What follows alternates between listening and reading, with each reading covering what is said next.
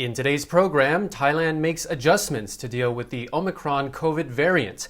The country cracks down on human trafficking, and the first foreign film to be shot in Thailand since the pandemic. Details on these stories and many more coming right up.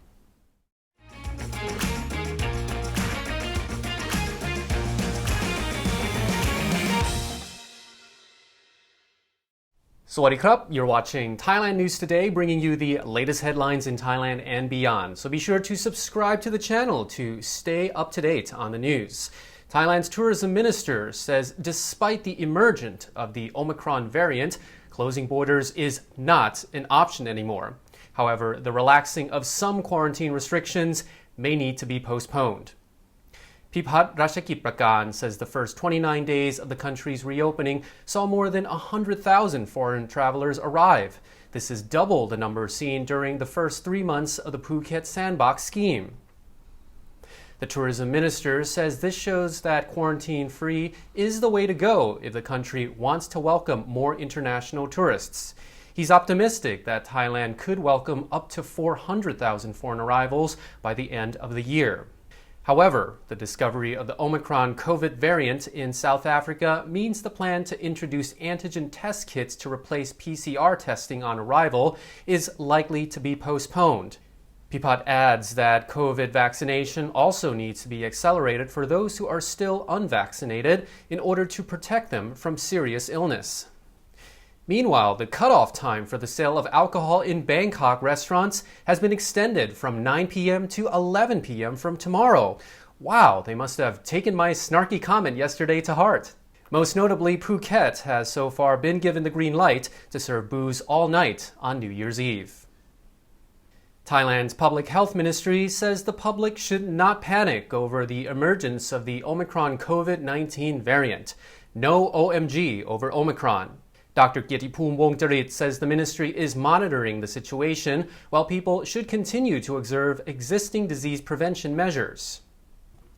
In response to the emergence of the strain, which is designated by the WHO as a, quote, variant of concern, the Thai government has set a travel ban on 8 African countries said to be of high risk of the newly found variants and imposed restrictions on those from other countries in Africa.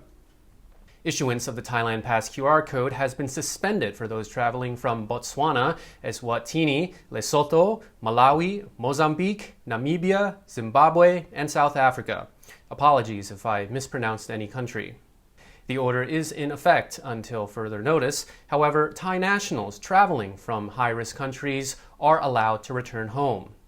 Those from other African countries traveling to Thailand will need to undergo a quarantine period at a certified hotel or facility for 14 days. They will undergo 3 RT-PCR COVID tests before being released. Those travelers are not eligible to enter under the Sandbox scheme or Test and Go quarantine exemption program. The government has reiterated that the variant will not affect Thailand's reopening, and there are currently no plans to shut the borders. Thailand is to get tough on people smugglers as the government aims to upgrade the country's 2022 ranking in the U.S. Trafficking in Persons report after being downgraded to the Tier 2 watch list in this year's report. Being given a Tier 2 watch list ranking means a government is deemed not to be in full compliance with minimum standards, but is making significant efforts. Government spokesman Kongship Tantrawanit revealed that the number of criminal actions against these illegal activities is in decline, while traffickers are taking advantage of online technologies to recruit victims, while there remains allegations of state officials being involved in trafficking. In related news, in the southern province of Ranong, Burmese workers have been detained after a car was stopped and 21 men were found crammed inside. The driver admitted he was taking them to an oil palm plantation where another 21 migrants have already been dropped off. Meanwhile, there have been additional arrests in the eastern province of Sa Kaeo, where 32 Cambodian nationals have been detained for entering the country illegally. The workers say Cambodian agents smuggled them into the country and they had hoped to get work in various Thai cities. The Thai Prime Minister has asked the Transport Ministry to ask the public what it thinks about the redevelopment of Bangkok's Hualampong station.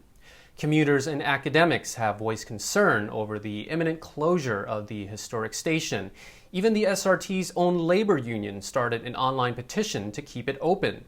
The station has served as Bangkok's main rail hub for over 105 years, but that is scheduled to end by late December. The SRT took the decision to redevelop the station for commercial purposes in an attempt to ease its debt woes and become a profitable enterprise once more. However, the facade of the building will be kept as is, and there are proposals to convert the station's atrium into a learning center or museum. The Prime Minister has voiced concern about how the closure of the station will affect the public. As a result, the State Railway of Thailand will accelerate hearings and take the results into account in order to minimize any negative effect on the public. So what do you think? Should they preserve the Hualampong station as is? Let us know your comments.